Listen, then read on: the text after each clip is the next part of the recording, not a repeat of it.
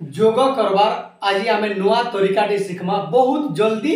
जोग कर पारमा माने प्लस कर पारमा है 9 7 16 ई सिस्टम नहीं से इटा नुआ तरीका है न्यू ट्रिक है देखुन बहुत इजी अच्छे है 8 3 11 डायरेक्ट लिखबे है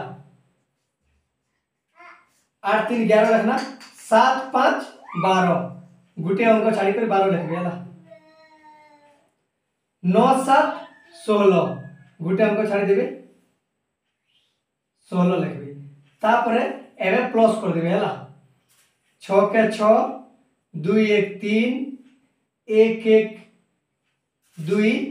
1 के 1 आंसर एते आसबा है